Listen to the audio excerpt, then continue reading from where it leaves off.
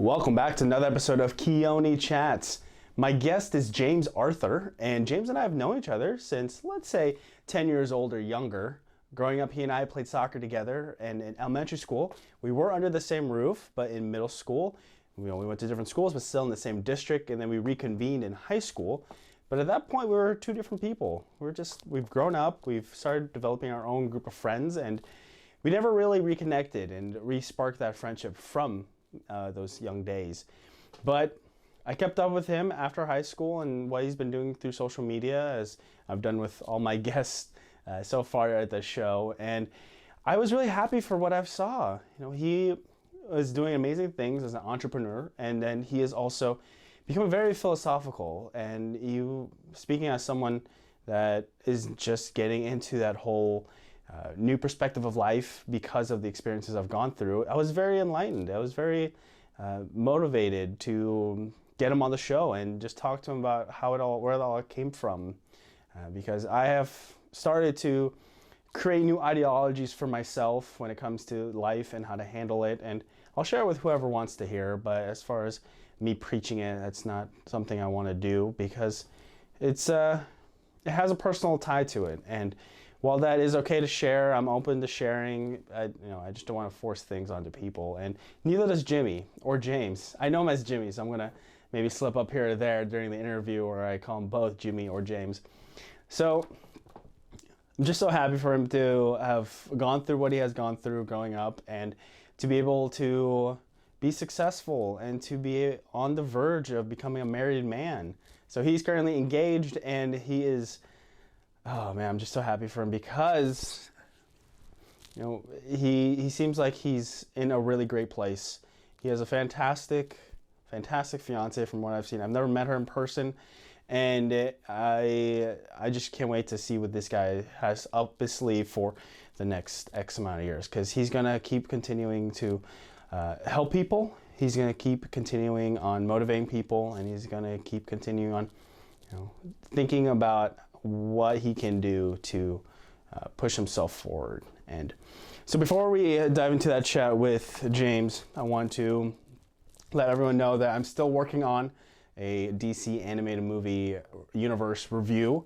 2017 is officially published, and if you want to check it out, you go to keoniconlu.com, keoniconlu.com.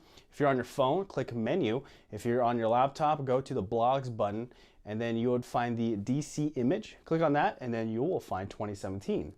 So it is broken up because I want to do about 5 movies per review. So you might see some entries with 2, some entries with just 1 year, but I never really made parameters as far as how many films to review, but I just knew I wanted to at least do 5. 5 seems like a good number. I'm one of those sequential people. So I'm at the gym, I'll do 5, 10, 15, 20 reps. So I'm just an oddball, but this is a great side project. I have so much fun with it, and being able to talk about it is always brought a smile to my face. So this is something I'm gonna keep working on. And if you like to leave a comment, want to take a review, or if you want to just let me know that you don't agree with it, that's totally fine. But check it out. It's fun. So whether you are listening to this review through Spotify, Apple Podcast, or trying out Amazon Music, or if you are checking out the video version available on YouTube under Keoni Chats, I hope you enjoy my chat with my childhood good friend, James Arthur.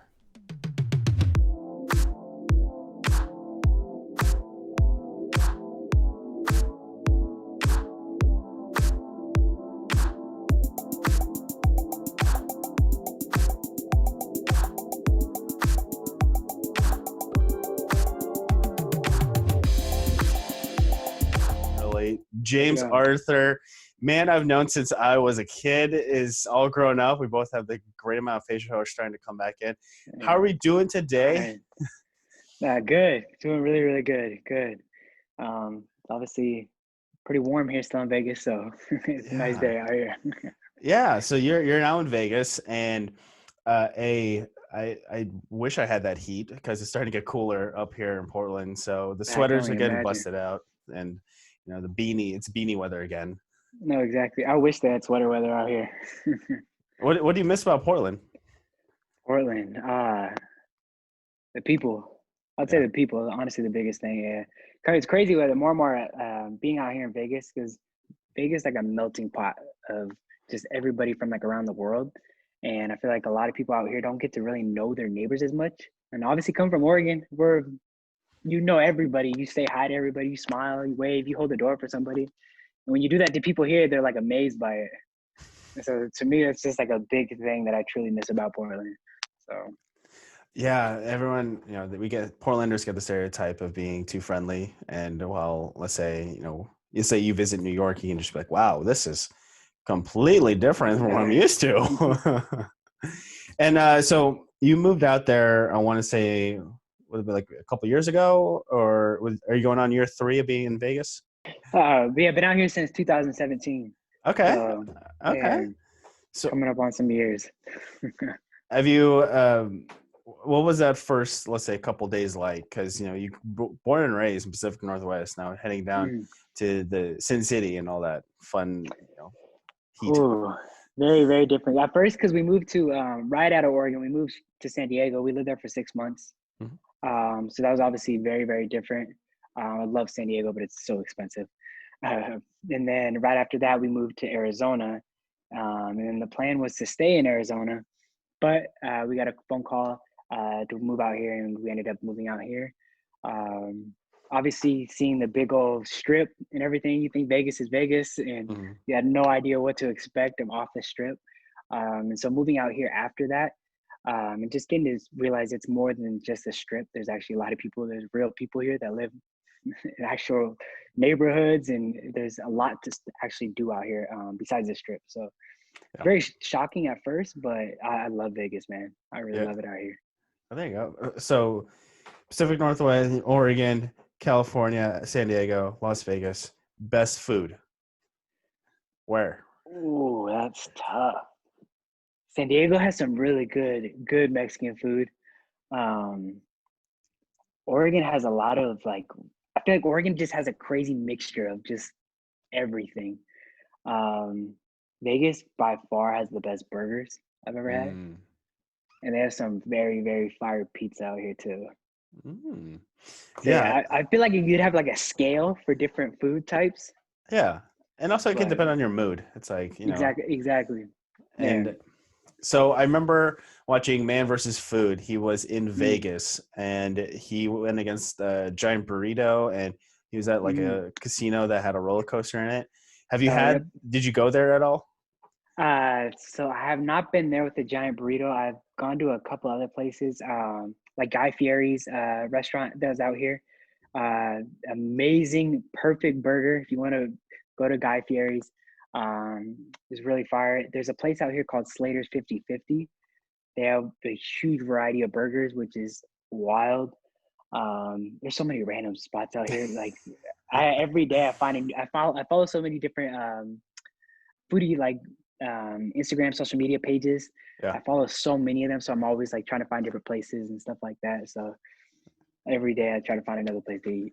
And also think about when we were kids, social media, that Mm, if we want to find something new to eat, we couldn't use Instagram, we didn't use Twitter, Facebook was still pretty new, and oh yeah, now look how easy life has become, where we're like, like just search it let's and be like, it sounds good today. Yeah, very so different. yeah, man, it's good that you're exploring your horizons and testing out new locations. And so I Yeah, see that thank your you. shirt says "Feed the Soul." Oh Outside of yeah, actual food feeding your soul, I know yeah. you've gone on and do some amazing things, but I'm just gonna jump right into the entrepreneurship. And I've seen some of your videos where you're being, or just somewhere you just it's a little mix of like entrepreneurship with philosophical. How did that just all come about? Like, what was the moment where you're like, it clicked for you? Ooh. I'd say back in 2012. Um, I went through obviously like a lot of my friends all left to go to college and stuff like that. And I was still in Beaverton, Portland area, going to school and wasn't really like sold on it and my purpose and something inside of me was eating away. And I just had a very, very low moment. Um, was dead broke, was overweight. Like really went through some crazy dark times, and got introduced to even like a network marketing company. A good friend of mine, he's like a brother to me, introduced it to me, and it just allowed my mind to expand from the normal understanding of what I thought life was about. And it like, I don't know if you guys ever heard the saying of like when your brain stretches, it'll never go back and reform to how it was. It can't go back. My brain just kept stretching and stretching, and I was just around different people I never knew and learning about different things, and I just got obsessed with it after that. Like I was like, I need to learn more about life, and I took everything on after that. Just wanted to learn and read, and any dollar that I could make, I would spend on either whether it's personal development or going to a seminar and just learning different things just about life. And I feel like that's where the whole everything clicked. Like I need to be open. I need to learn more. So that's when the whole shift happened, and that's when I went from started the company was called Five Links. Um, I was part of that for a few years and got to really understand a little bit about business and sales, and was in that for a few years, and then actually traveled to the Philippines, which is really, really cool because of it. And just being around, just networking with different people and learning how to leverage your network and how to be there and just grow, I guess, in a different way than you normally would just working a normal job. And so that's what just kicked my brain and just been going crazy ever since.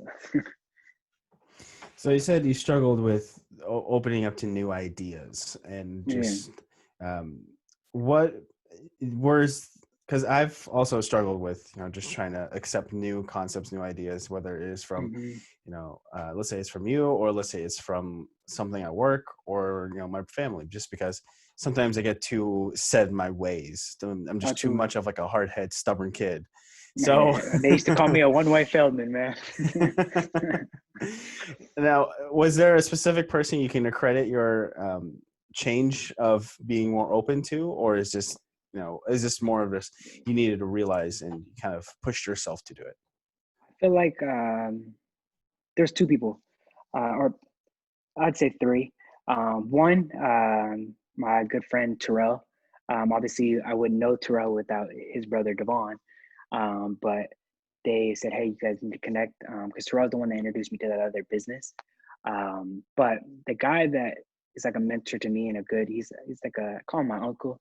His name was Ted Williams. But I came into his office, sweats, had a hoodie on, had longer hair with bangs. Obviously, you could tell I'm a little balding now, but um, came into his office and just wasn't feeling good about life. And he was just a very good role model and a good man figure that I didn't have in my life at Hmm. that point. And he just was very brutally honest with me and said, "Hey, man, you got to do certain things." And I, that's what like made me just realize, dang, I need to check in with myself. Obviously, if things weren't working, I got to be very honest and very real with myself. So he definitely was like the one person that just was just very honest and very brutally honest with me, and just that's what forced me to grow. Because having that other father figure, like someone around as another guy, like an older brother or someone, just another man telling you, "Hey, man, you need to check in with yourself. Like you need to do more." And that's what opened up like the mindset of like, dang, all right, I'm gonna be open minded and to learn. Like obviously, what I'm trying to do is not correct, or something is not working out. I just gotta let it be. Doesn't mean it's the end of my life. It could be the start of it. And so Yeah. And then with your family, did you have issues trying to open up with your mom or your brother, or was that still like a pretty good channel? yeah, it was still a pretty good channel. It was just different. Obviously, growing up, we moved around quite a bit. And then my parents got divorced, and my dad was in prison for a while. And then my mom got remarried. Um, and just I was very stubborn as a kid. So having that relationship with my stepfather as a young kid wasn't as strong as I thought it would be, or I wanted. Um, and we were both very stubborn and with butt heads. Yeah. Obviously, I'm very, very grateful for him now and everything that he's done, taking care of my mom and my brother and me. And I don't think I would be where I'm at if it wasn't for my stepdad. Um, but that outlet was still there, but I just, to me, I feel like I needed something different. And then when my dad passed away, obviously in high school, um, at that moment, I felt like just, dang, like who can I turn to? Who can I ask besides my mom? Like your mom's your mom, Yeah. but you just need like another another man, like someone like around me like that can relate to me. Yeah. Um, but for the longest time, I just couldn't relate to my stepfather for the longest time. He was very hard headed and very old fashioned. Like, you're a man, you need to do this, you need to do that.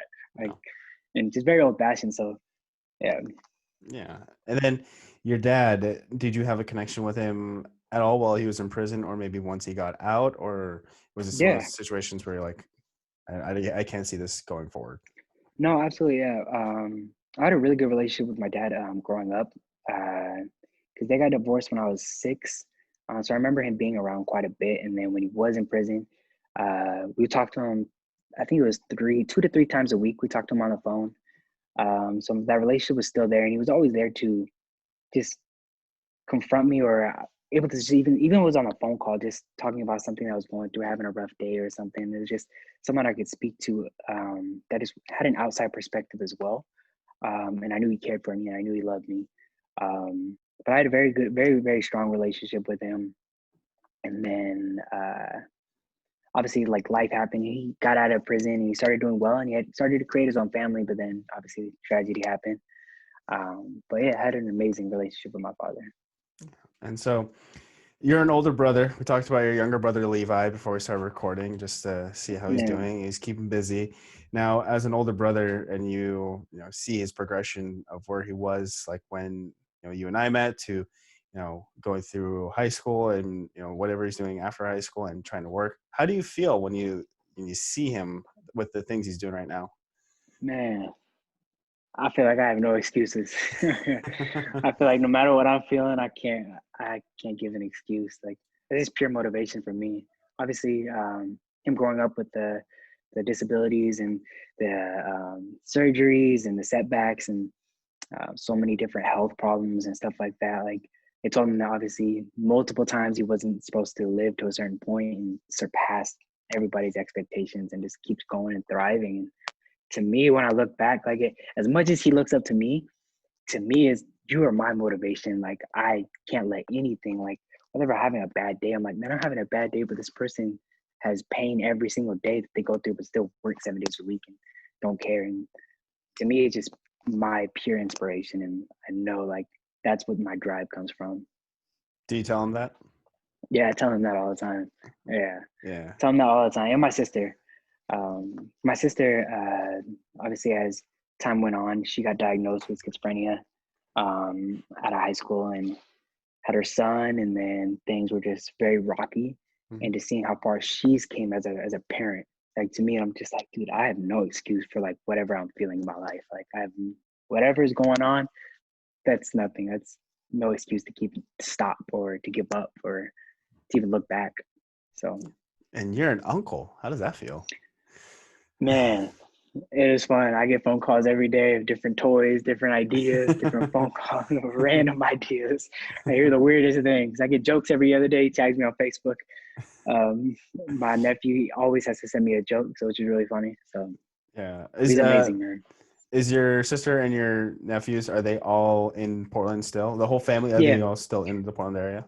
yeah. Still living with my mom and my stepdad. So they live at the house. My little brother has his own place, which is really cool.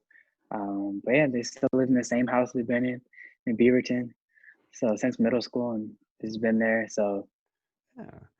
How but how are you feeling when you think that your whole like main support system, your family, your mom, dad, brother, sister, all of them are, maybe like 2, 3 states away, and you're still trying to make a name for yourself in the Vegas heat? it to me, it's very shocking. Obviously, at first, for how close I was to my family, and obviously, like, there's a reason why, like, I do what I do, so I can always be at any moment drop anything that I can to go help. And being like this far away, it was just like a dang, man. Like, I really need to work to be able to get to a point to where it's like that. And um, it's more of a push for me Mm. to force me to grow, to force me to get out of my comfort zone, and to force me to just keep going on my path. And um, so that I really can turn around and give back for, like, the long haul, not just a quick second in helping out. Um, so it's made me, like, the biggest thing is just coming out here and just seeing if I gotta make a small little sacrifice for the long run for an opportunity that can turn around and benefit me for the long haul for them. so be it. And that's what drives me and wakes me up every morning. How much of a how much of a protector do you feel towards not just your family, but just everyone that you have come in contact with, with your past as it is, how much is it you want to just, yeah, that you talked about that whole, I'll drop anything if you need me to. How much do you have to fight that urge when it is like 2 states away and maybe, and with COVID right Man. now, making things a little difficult to travel outside the Hmm. States? Yeah, it's crazy that instinct inside of me was. I feel like for a long time that I couldn't get over that feeling of like I even my friends or somebody that I'm around, like my heart was like the one thing that would just no matter what it would give out. Like and it was just like no, I can't say no. I have to help. I have to help. And I realized it was pulling me in so many different directions. Because it can't help everybody at once, right? Yeah. Yeah. And so the biggest thing is just trying to come to a logical understanding with my emotions and have a balance in understanding that and then putting just the priorities um, and just taking one step at a time, man, and just praying and letting God do his work too. And know that obviously I can't do anything without him. So it's just trusting at the end of the day that everything will still fall together. So Yeah, like I know I'm like that as well. Where like I want to be, we'll call it just like a yes man, because that's usually mm-hmm. what people call it.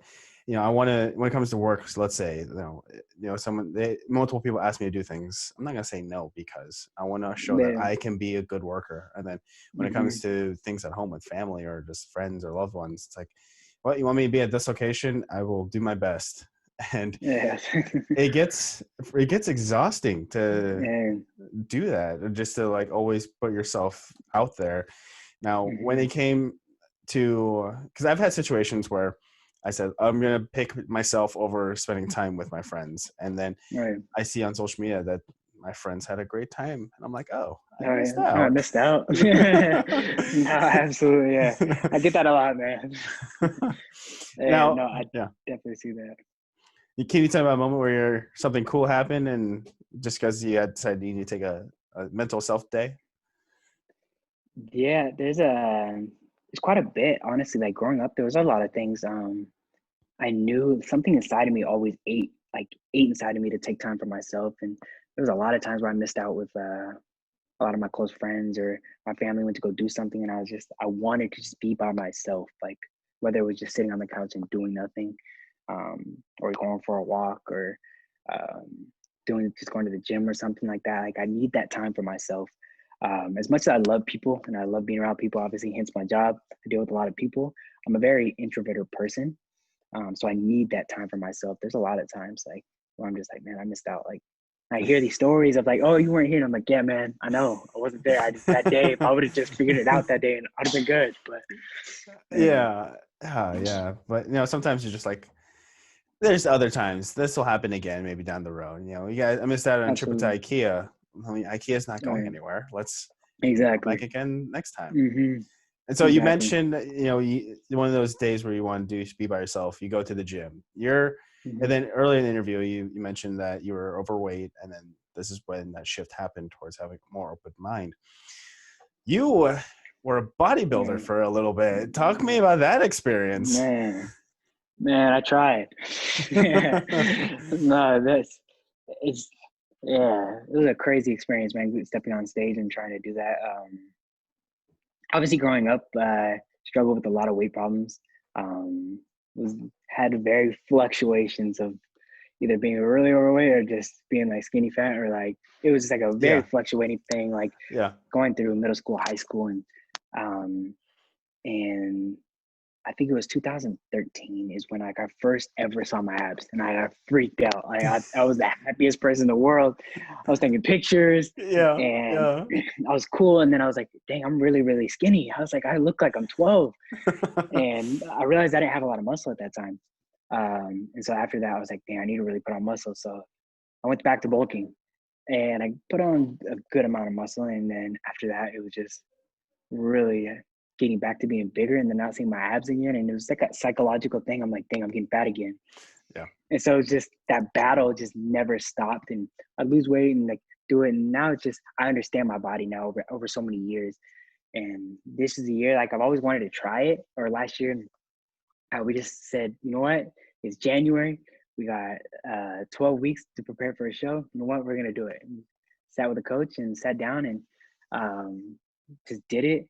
It's a crazy experience actually trying to do it versus just normal trying to just lose weight. It was very different. Yeah.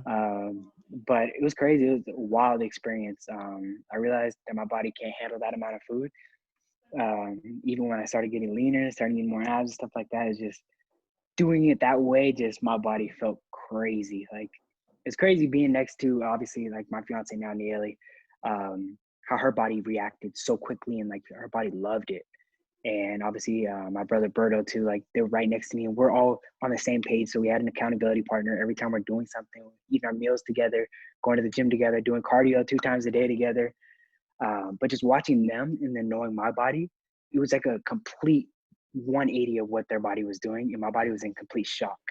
Yeah. It was really interesting. And then obviously I had liver issues right towards the end of the show or towards like the last couple months.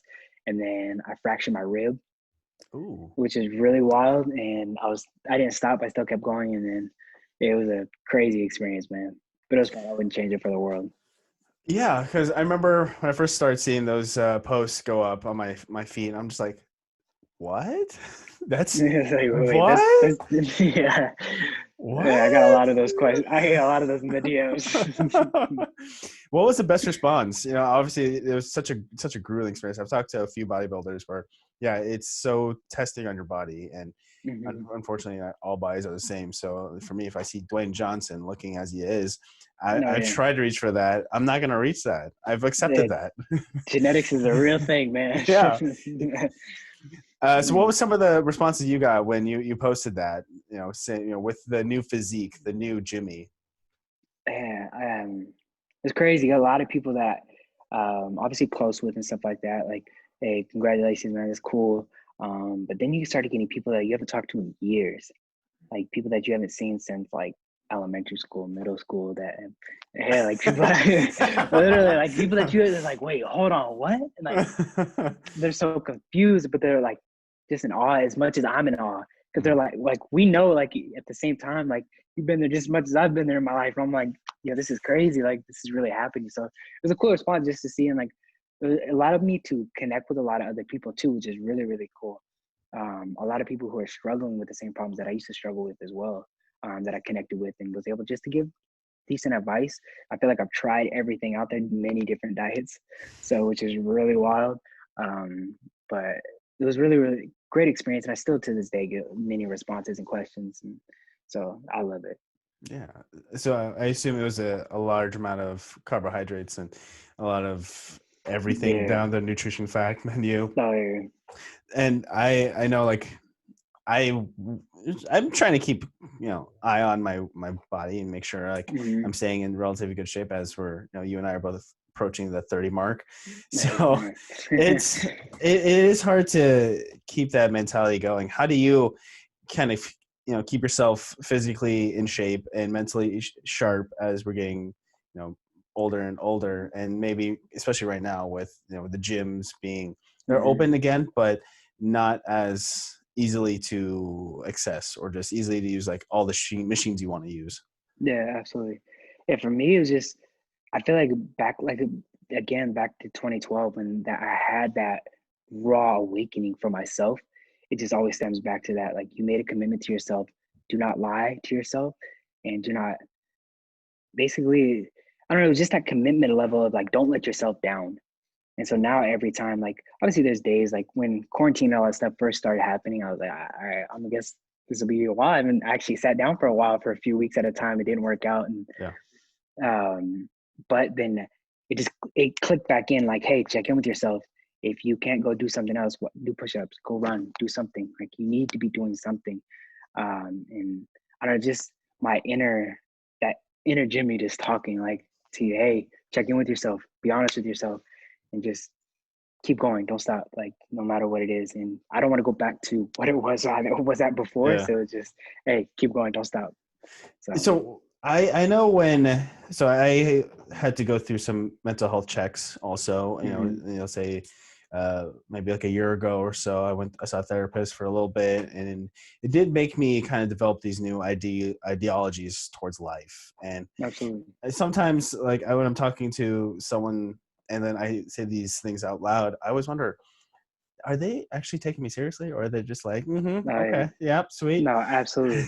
How do you I feel when 100% agree. you share these thoughts and you have these experiences and you're like, it's real. If you don't believe me, that's great, but I'm gonna at least tell you about it. And then, is it hard for you to like see, like, kind of gauge how this person's taking it, or are you just kind of like handing it blindly, or just handing it very strongly? Yeah. I feel like it just depends on the situation, I would say. Um, Most times it's just letting it out. Yeah, just being comfortable on letting it out. And then you realize that once you start to get the feedback from other people, it's like, dang, all right, I'm not the only one. Mhm. Like, this isn't like because obviously growing up, I've seen many different psychiatrists and psychologists for the things that I went through. But I've been through a lot of, whether you want to call it personal development or seminars, and went through random like trainings and stuff like that, and just realized like how many people around me or in this world that are going through things that want to share but don't have the opportunity to share or don't have somebody to listen. So if I would allow myself just to express and always express, then I can give someone else just the light to do it as well. Yeah, So yeah. It's also, I, what the, it's been a long day. Let me try this hey, again. Let me try this understandable. again. So this is kind of why I want to start this podcast, because I wanted to find ways to reach out and maybe share some of the things I've come across as far as ideologies, and with Absolutely. me having this platform. And plus I get to reconnect with you and Hey, other absolutely, folks I man. haven't had in a long time. So I always think of, because you also posted a video where you're talking about self-image. This was back in Mm-hmm. 2018, and you were driving. So Mm-hmm. immediately I was just like, okay, this guy's stepped up his video game, and his video, not video Right. game, his video quality, or Mm-hmm. just ideas or contests, whatnot. Um, so for social media, when you posted that, and then any kind of responses you got, how did you handle them? Some positives, maybe some negatives. Yeah. I'll start with the negatives first. Some people who aren't open to understanding that type of concept or that type of you, um, uh, very shut you down very, very quick. Because to me, that video was, it was crazy when I first heard that idea of like your self image. Like you can't outwork, you can't outgrow your self image. Mhm. So no matter what you're trying to do, if that self belief inside doesn't believe it, it's not going to come into fruition. But to a lot of people who don't understand or aren't willing to either take that mirror and mirror themselves and don't want to become honest with themselves, it was a very hard and rough conversation. It was just battle and battle. It's just try to get them to understand. Like, I'm not saying you're a bad person. I'm not saying that. I'm just saying whatever you're believing. Like, if you're not to that certain standard that you want to be at yet, is because internally that's not what your belief is at yet. Like, if your belief was there, you'd be there. Um, I read it in a book. It was like it was just like this guy talking, and he was talking about like becoming like a millionaire for an example, and he was just like, well, if you're not a millionaire, it's because you internally don't believe it. And for a second I was like, what do you mean? Like, I was like, yeah, I believe it. And I was like, maybe I actually really don't. Maybe I'm not acting away as that person would be. um with the person that would be being that successful, would they be actually doing what I'm doing right now? And then it made me really like take a deeper look into my self-image Mhm. and the things that I do daily, my activities and all that stuff. And that's what stretched that belief to really understand that concept. And then I got a lot of good feedback on it as well, from a lot of people that were like, dang, I never thought of it like that. And you get intrigued, and then their mind starts expanding. You get into those conversations, and so that was a really cool concept that I talked to a lot of people about. Yeah, and it's, oh god, self-image. It is true. Everything I watched the video, so like everything you're saying was pretty much spot on, because I know for myself, it's like, oh, I think this is how I want myself to be, or I think this is where I want, and then Mm-hmm. I get there, I'm like, am I happy though? No, yeah. Is this good trip? Mm-hmm. How often Like, because I assume this entrepreneurship, this kind of field you're in, it's still an ever growing, ever learning type of environment. Absolutely. Do you still sometimes find yourself saying that's some bullshit when it No, comes to like hearing other people like share some of their ideologies or whatnot? yeah, yeah, I'm human.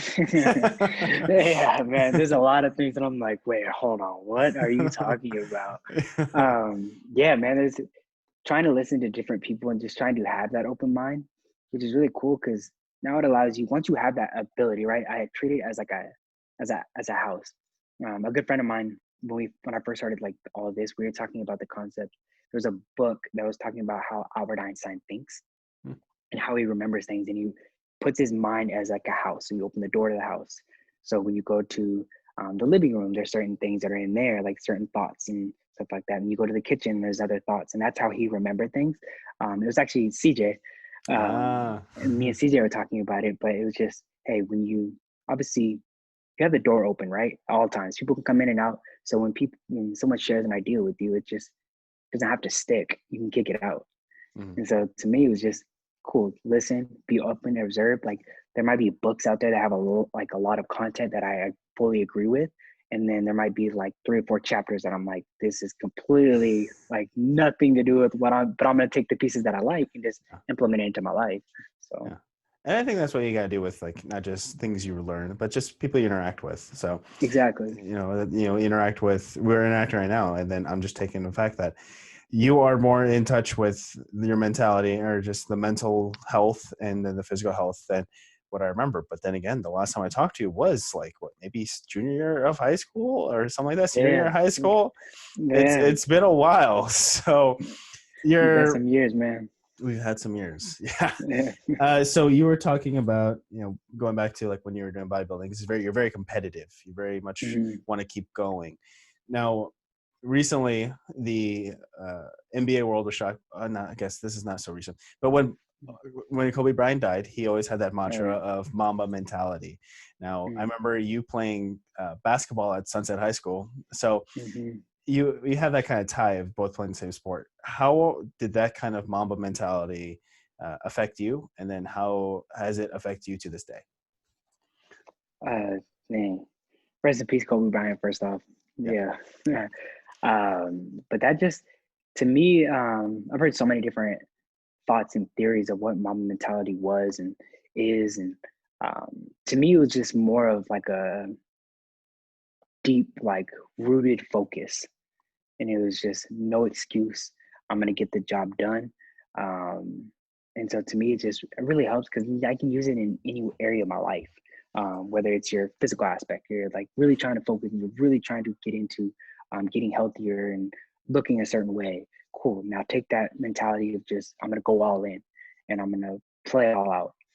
Whether it's in your work life. For me, obviously, I'm in a very heavily competitive sales environment. Take that exact same mentality and just learn everything about the craft and get obsessed with the journey. And that's where like the Mamba mentality, like understood, like it was just a deep, like laser focus. It was just like, I'm going to finish the job no matter what. So, but it just having that, like obviously being obsessed with Kobe Bryant is like when we were kids and you see like, that's where to me it was just, I think he said a quote, was in an interview. It was one of my favorite interviews that he did, and he was talking about Michael Jordan. Obviously, if Michael Jordan wasn't who he was, Kobe wouldn't be who he was. Yeah. And he was talking about the responsibilities that we have as human beings, right? The responsibility that we have to live up to our full potential and be the lighthouse for others. And so the same thing, like think about if he wouldn't have done as good as he did in the NBA. Think about the shoes that he created, the Kobe Bryant line that he created, and how many jobs that created for people at Nike. Mhm. Which makes me think like, all right, I need to step up and play to my full potential of my life as well. Who can I benefit? So obviously, I'm in sales for solar. When I make a sale with a customer, who am I employing that like gives them an opportunity as well? Like, it's a bigger picture than just yourself. And Mhm. so when I go make a sale, now my installers have somewhere to install, so now they can get paid to feed their families. It's just a ripple effect, and just makes me think bigger about life. So Yeah. So you were with Five Link Enterprise from what we mentioned earlier, and so leading, you're in sales for solar energy. Now, I imagine you went to California and Vegas because there's more sun there than Oh, Oregon. absolutely. Uh, Is this a kind of industry you kind of saw yourself in as you were working your way through high school or whatnot, or how'd you find this industry? Man, oh, not at all. This is the complete. I wouldn't. It would have never crossed my mind or anything. But I've always told myself I wanted to work with people, right? I've always been obsessed. I wrote that. My mom actually sent me a picture of in third grade. The teacher asked what we wanted to do, and I was like, I want to work with people when I get older. I want to help a million people. It's literally the thing that I wrote like on the thing, on the assignment. But getting out of high school, I thought I wanted to work construction, own my own construction company. Yeah. I've worked, man, I probably worked over 60, 70 different types of jobs, random things from cutting down trees, construction, working at Fred Meyer's, remodeling things, man, name something, I've done it. I worked at a sawmill. I've worked at so many different random things. But I just started being open to different things and wanting more and wanting more. And then I started just learning that thing, all right, the more and more I deal with real people, the more I can actually make. And then something in like that inner purpose inside of me kicked in. It was like, what is my purpose? And is to deal with people and to be around people. And obviously, back to my friend Terrell, leading me into different sales environments and stuff like that. And then got into selling water, and we were selling. That's the whole reason why we moved out of Oregon. We were selling whole house water systems Okay. in California and then Arizona because the water is really bad. Yep. Yep. And then we moved out here and the water is 10 times worse. But I think Flint, Michigan just called. They need your help. no, bro, I wish I could do everything I could to help out, man. Yeah. Yeah. But yeah, definitely nothing I would have ever thought of. Like, but it was just having that open mind, like, and it just led me to being where I'm at and where I'm at right now. And just I'm like, wow, like if I wouldn't have had an open mind, if I would have just been as stubborn, I wouldn't have got to where I am today. And I don't think I'd be as fulfilled as I am today. Yeah.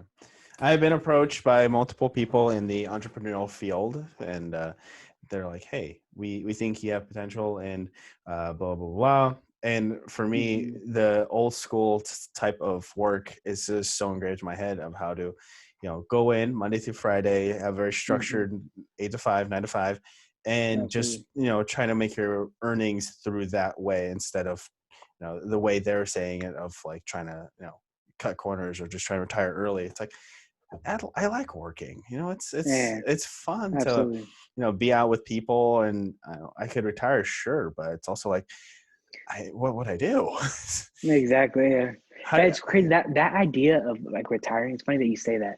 That idea and concept of retiring to me, as I got older, and I hear people, oh, I'm gonna retire at 40 or 5 or 50. And I'm Mhm. like, I don't want to retire, man. I Yeah, wanna deal with people. I want to keep working and keep that's what I'm here for. I feel like that'd be boring. Like even yeah. if you're making it like I hear a lot of people when they make all this ton of money, right? Like, and they just sit and you do nothing, you just travel. Like, I feel like there's only so many Mai Tais you could sip on a beach, man. It sounds boring after a while. Yeah, you're gonna get drunk just looking at the sun. Exactly. And to me, that concept of like, I don't think I'll ever will be fully retired. I might have some times where I work probably 6 months out of the year or something like Yeah, that. But yeah. I don't think I'll ever stop working with people and retire fully.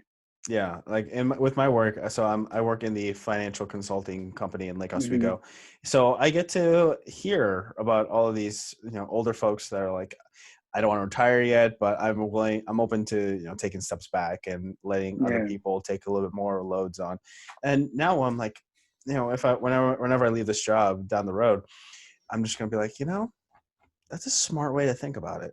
That's a smart thing, Yeah. and Absolutely. I'm taking in more and more about like how to grow myself from all these jobs, and to next I'm a No, whole new me. So exactly. Absolutely. before these two jobs, the selling solar energy and also water, you've had to have some crappy jobs. You've had to have some like Man. downright this is horrible. Tell me Yeah. tell me about one of those jobs. You don't have to say the company, but just some of the experiences you had there, just so I know that you're human Yeah. and have gone through this. Man.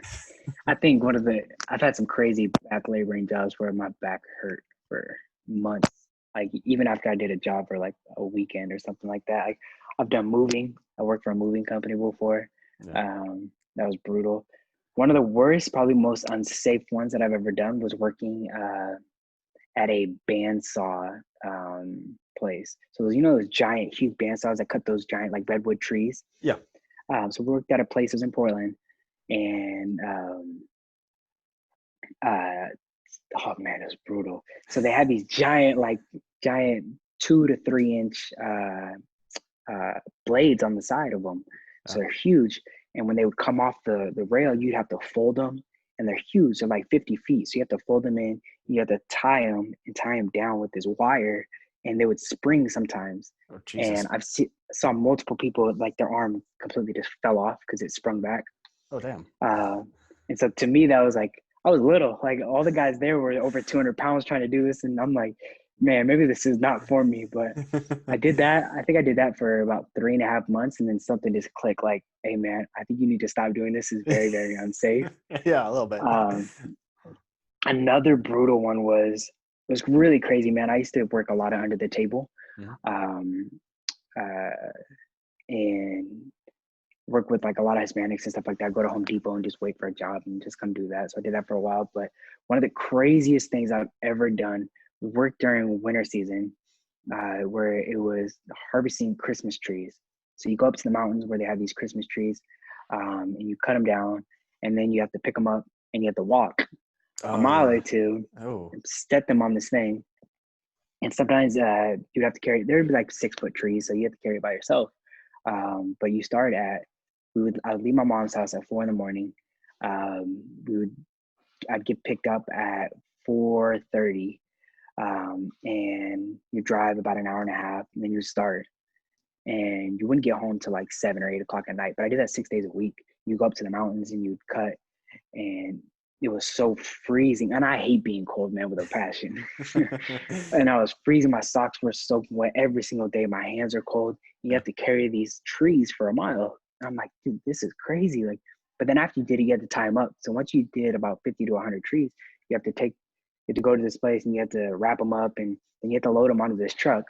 And so working with like random people you had no idea about.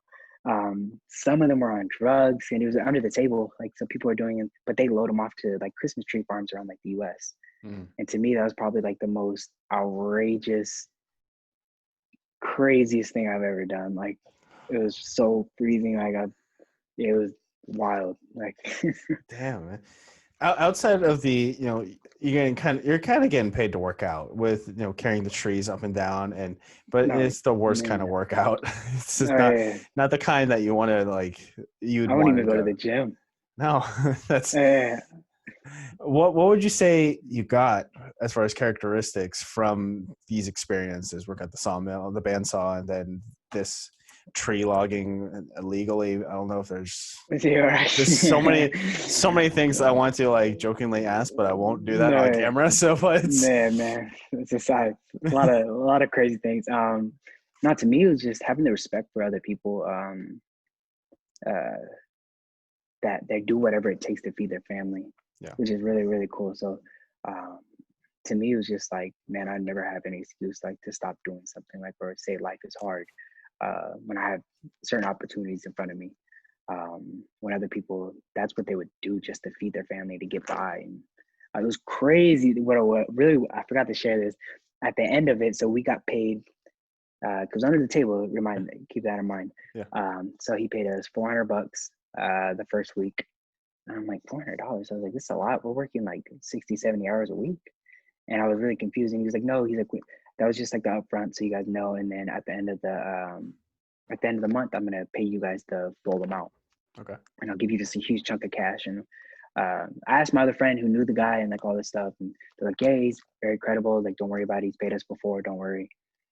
Man, we worked a whole month and he did not pay us. What? Yeah, What? it was a whole month. Didn't pay us anything. He left, took the money. He left to Mexico, which is really wild.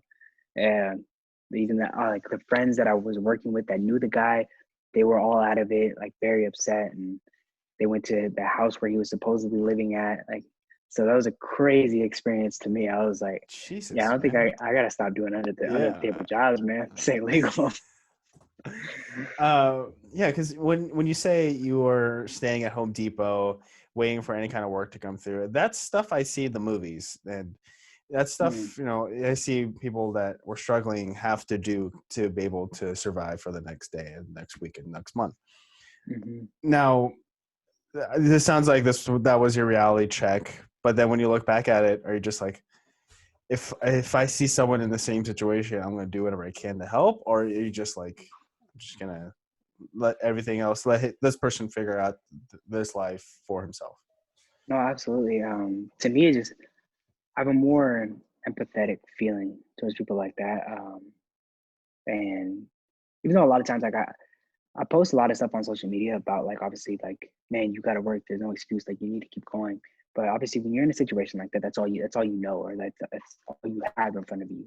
So to me, when I see that, is take look at it from another perspective. Obviously, you were in a terrible situation, or that's the only opportunity you have. Um, but I know a lot of people that are in that situation that are just grateful and humble, that wouldn't change, and they're just happy. So to me, it's just having an understanding mindset, and just whether it's like, hey, like you'll be okay, like you'll get through it. So even the friends and stuff like that that reach out, I've done everything I could to help out. To trying to expand that mind to not limit themselves. But some people are just happy that's what they are and that's what they want to do. And if that's what they want to do and just make enough, that's fine. And that's up to them. And that was something I did come to realize too, because once I like first I got so hungry with wanting to help people that I got so caught up in like, no, this is the way to go. This is what you need to do. Like you need to do this, but like, man, you gotta realize, take a step back. Like some people, not everybody's like that. So Mhm. to me it was just like an eye-opening like experience like for different people, and just hey, if they need the help or they want the help, then cool, I'm here. But letting them know that I'm always here no matter what. So, Yeah, you're so you are about the, I want to say, third person I've interviewed that has done bodybuilding or is very much into fitness and health. So I asked him the question of like, when you see someone at the gym not doing a form correctly, I feel like you just answered that question though with just man, with just letting them be. Or is man, there another way you would approach that situation if someone, let's say I was doing curls wrong or something like that? it really depends. A lot of times it just, you don't want to be that guy, right? Like you don't want to Yeah, be like that person that comes in and just it just ruins the moment. Like, yeah, uh, but if I really do feel like you're gonna hurt yourself, I'm gonna step in and say, hey, like don't hurt yourself, or hey, let me spot you. yeah, Because psychologically, if you say, hey, let me spot you, like you think I'm there to spot you, and I could then critique you like a little bit. Um, but for a lot of times, I kind of just watch people to see, just let them like, because sometimes you got to fail, right? Like if someone's there to always hold your hand, and you're never gonna learn yourself. Um, but obviously, yeah, if it's like a crazy, I don't know, you've seen those videos of people doing some weird stuff, man. You stay over there. I don't know. So the manager is here for a reason. They have people that walk around the gym for a reason to tell you not to do that. yeah. But yeah. I've been guilty to finding those videos pretty fun to watch. Just No, yeah. seeing someone, I think, oh, it was maybe like a tricep pull down machine, but with like a different bar, and he would have it at the full weight, and then like as he like somehow gets it off, he just like rides it up as the weights are Oh sliding yeah, down. It's like, come on, man. no, don't do that, don't do Man, that, please don't do that, man. don't do that. You make everybody in here feel bad. And you're gonna make YouTube or TikTok as Hey, gym you're gonna be fails. You don't famous want somewhere. you Yeah, don't you don't want want to be that. on that. Or maybe he Yeah. does. I don't know. Hey, let's rock and Yeah. roll. I've seen people fake it too, so I'm like, ah, you really know how to do that, or are you just trying to be funny? Yeah, Yeah. yeah. Oh God. So you are an engaged man. Congratulations, and I'm Thank very you. happy for you because from what I've seen, I've never met your fiance. How do you say her name again? Naily. Naily. Yeah. So I've never met her in person, but she seems to be the perfect partner for you. So tell me, so you met her as you were doing bodybuilding. Tell me how your first conversation went. Ooh, I actually met her on an elevator. So an Um, actual elevator pitch was used. yeah, it's funny because she pitched me. Oh. It was really wild. Yeah. We were. This was because we moved out of Oregon together because she's from Oregon. She's from McMinnville. Okay. But we had a huge like event party downtown at like a penthouse, and it was like a bunch of guys, and we everyone threw money in on this hotel room, and then we had like a table at this lounge, and she happened to be outside, and she knew. So really crazy scenario. So Berto, who's like a brother to me, he's married to her cousin. So she saw Berto in the parking lot. She's like, "Hey, Berto," and Berto's like, "I don't know you. What do you want?" And she's like, "You're married to my cousin, Griselda." And then they started talking and like all this stuff. And he's like, "Oh yeah, cool, cool." He's like, "You want to come with us? Like, I'm going to this club thing." Saw her at the club. Didn't really talk to her, anything like that. And she ended up coming back to the hotel with everybody. And um, we were in the hotel, and everyone's like leaving. It's like late at night, and we're all leaving. And I went outside for a phone call, and I came back in, and the door shut, and it locked on me. And like, I was like, you know what? I think that was a sign for maybe me. I should just go home. I was like, you know what? I'm gonna go home then. So I just went downstairs, and I went to the elevator, and she was on the elevator. I didn't talk to her the whole time until we got on the elevator, and she was like, "Hey," and she just started talking to me, gave me her Snapchat, and we were just talking. And Yeah. after that, just she would Snapchat me every once in a while, and I had no idea who she was for the longest time. Yeah. Went on Snapchat, and then she was like, "Hey, I'm in Portland. You want to hang out?" And I was like, "Who is this girl?" And I couldn't remember who she was. And I was like, "Yeah, meet us at this place." And I was telling my friends, I was telling Kevin Corbin, Yeah. and we were sitting there, and me and Kevin were like, I was like, "Dude, who is this girl? I forgot who she was." Yeah. And she came up, and I was like, "Oh," everything clicked in my mind. And after that, like we just connected and came closer and closer ever since. What were those in Snapchat messages? Were they just actual text or just like say a picture of like a wall saying like, "Hey, you want to hang out tonight?" No, it was just text. It was just It text. was just Oh, like, hey, it was God. just texting on Snapchat. And it was just she would send me random pictures of like her in McMinnville and like all this stuff. And I forgot like that I added her on like Snapchat. And it was just Yeah. like the craziest thing. And like I was like, who is this girl, man? And I was Yeah. just like telling Kevin and Devon, and like I was like, dude, I gotta figure out who this girl is. You know, one night, and then she texted us, and I was like, yeah, come meet us. And we were all waiting, just waiting for her. And I was like, Yeah. oh, that's who she is. Yeah. Oh man! So talk about the engagement proposal, because from what the photo I saw, you were in maybe it was like a barrel room, um, Yeah.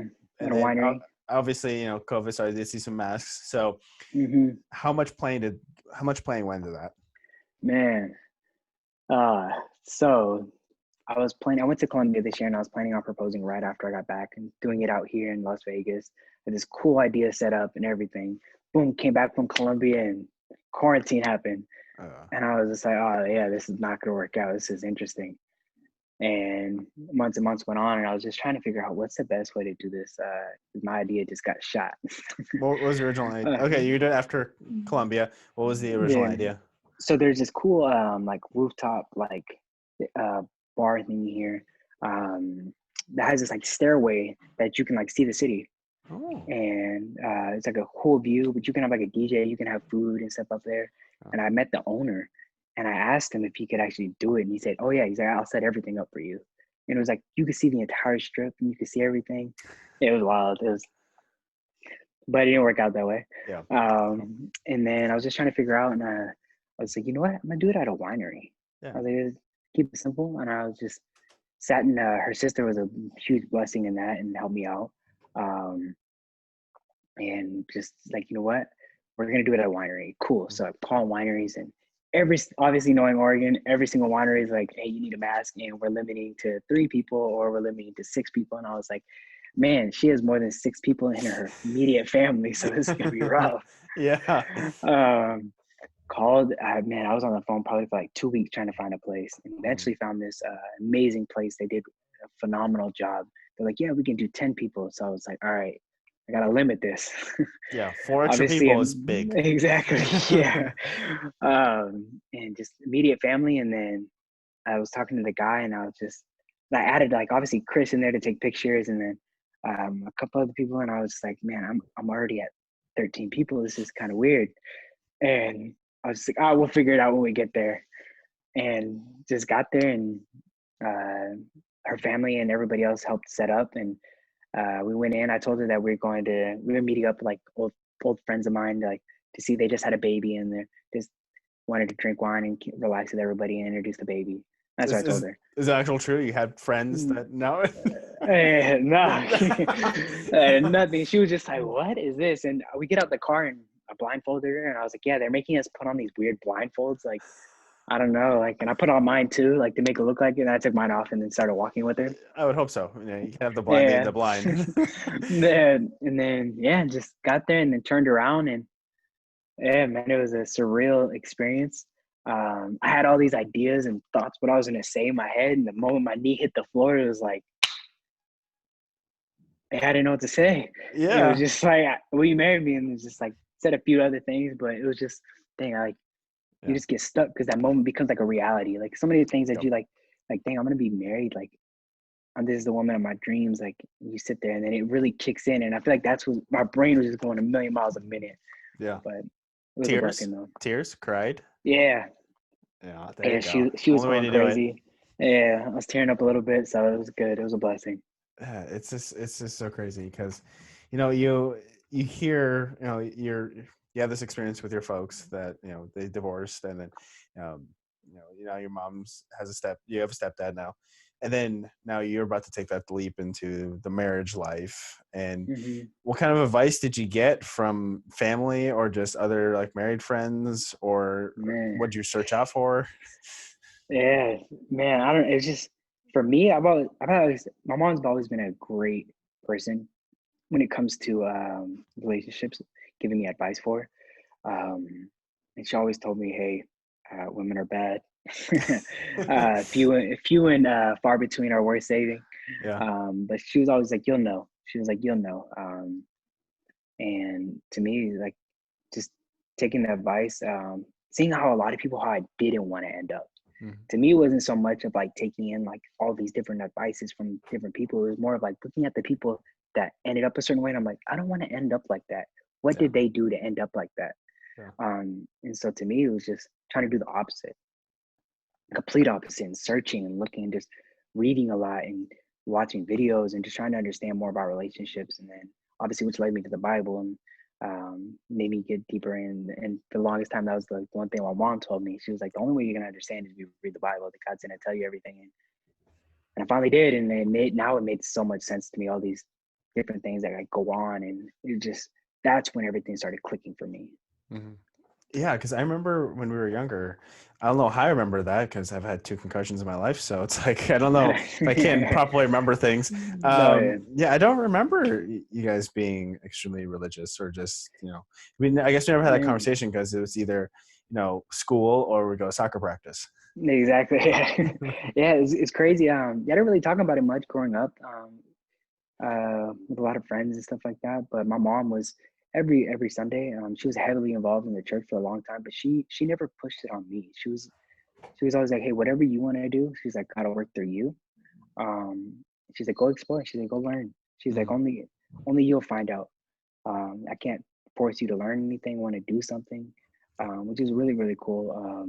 So which led me to like trying to just be open minded, like for Yeah. certain things. And but she always said, she's like, "I'm gonna tell you, you're gonna find God's gonna eventually get your heart." And it was more of just a relationship with, not so religious, but it was more of just, hey, build that relationship with God.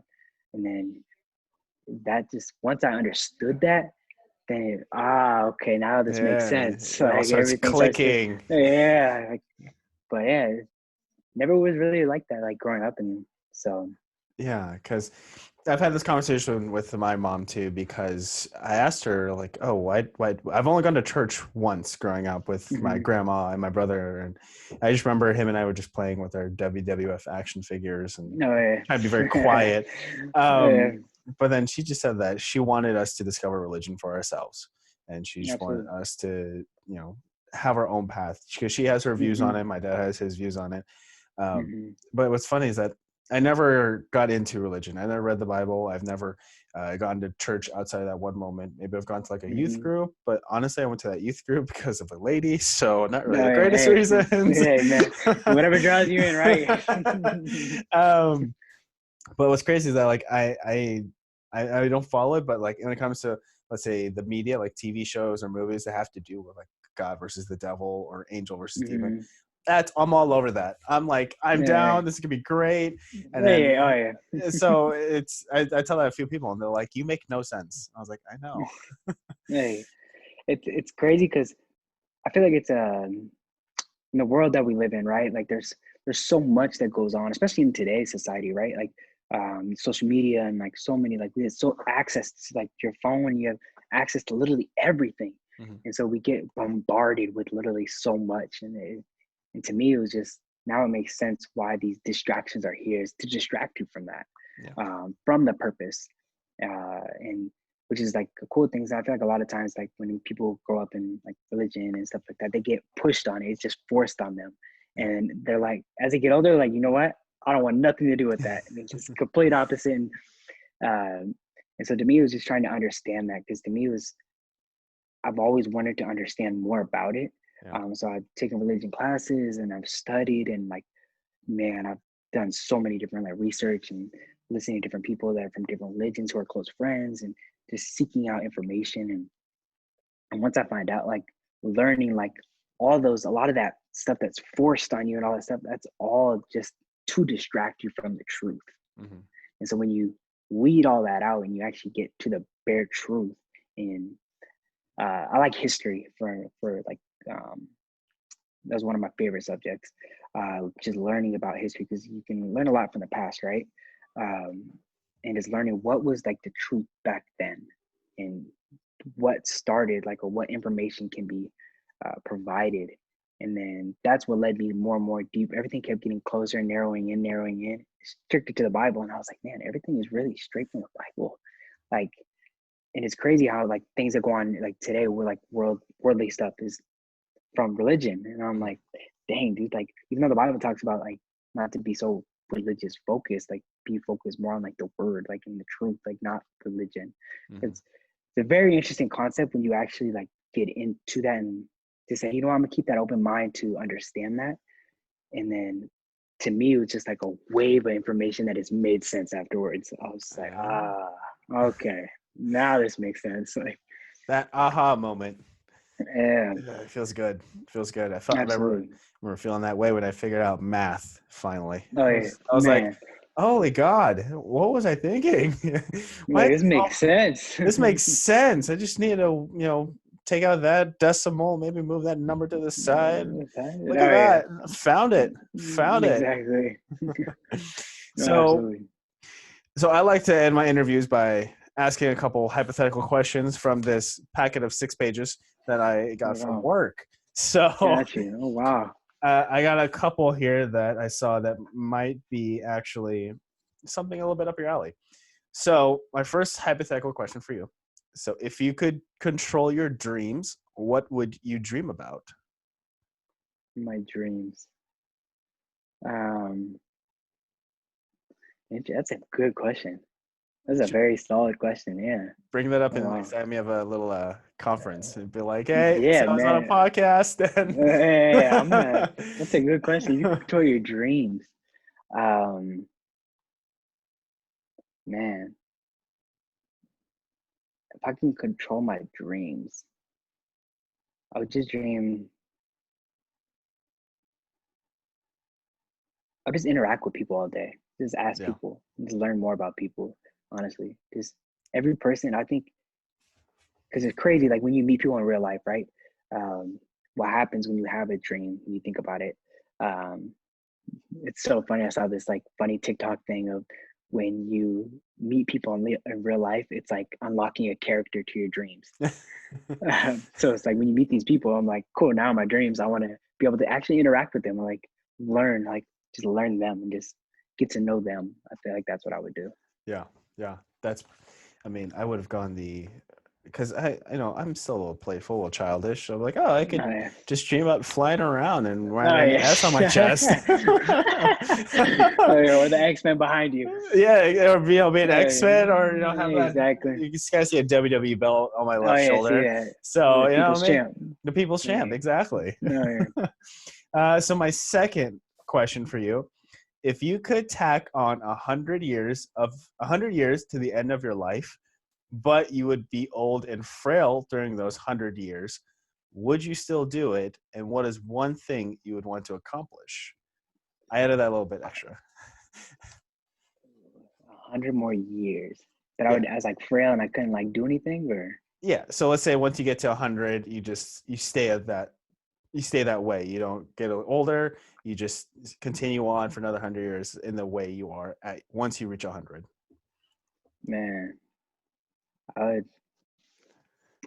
I would, I would do that. I would stay there and I would just preach the word to people, man. Lead people to Christ. Yeah. Honestly, that's Yeah. what I would do for the next 100 years. Yeah. What else? I mean, That'd that's be the all. best way to spend it. Yeah, man, that's all I would want to do. Yeah. I wouldn't want to do anything else. Be like, man, I'm only here for this amount of time. I need to do my job before I'm done. That's it. You from some magical existential reason you have another extra 100 years to your life. Let's Yeah, get to it. exactly. This is what God want me to do. I guess I'm gonna do it. This is what Yeah. needed.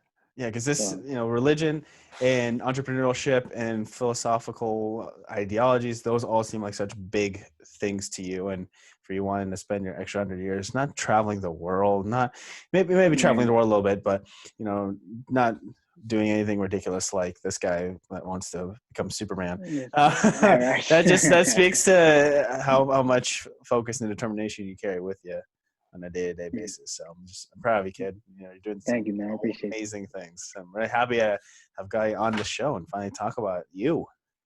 it. Thank you, man. I appreciate it. Thank you. I truly appreciate being on the show. Obviously, it's been a long time connecting too. So, Yeah. man, but I Uh, appreciate it though. Thank you. so, James, I know you as Jimmy. Where can the people find you on social media? At Instagram, I am James Arthur, and my Twitter is Jim Jam Slim Jim. Yeah, I've had it since high school. I haven't changed it since. I just Leave logged it. back in. Leave it. Oh yeah. Don't even But think about yeah, changing that. Otherwise, we're done. You're not yeah. getting an episode. Right, right. Yeah, I mean, I saw that and I was like, man, I forgot I had this. Oh Yeah. yeah. Yeah, I've had to change my Twitter a couple times because of I think that is probably a little bit longer, a little bit. Facebook, let's say it was earliest, and then Twitter was probably the next one I got. Yeah. So I was No, like, absolutely. I have no idea what to do. So let's type in some random things, and now I'm like, oh, I actually Let's, have a brand I'm trying to push. Let's make that a little cleaner. let's use that. Oh yeah. No, absolutely. I definitely understand that. Yeah, man, it was absolutely amazing seeing you and getting to connect with you. And it's Vegas has a football team, the Las Vegas Raiders. Hey, I think cool Raiders. they might have won today. I'm not sure, but I have no idea. I have no idea either. But if next year we'll come down for a game and we'll hang out and Hey, drink some absolutely, man. beers. You're always more than welcome. Thank you so much for sticking around to the end of the interview. Do you have any questions for the guest? Put them in the comments below, then I'll get them answered for you.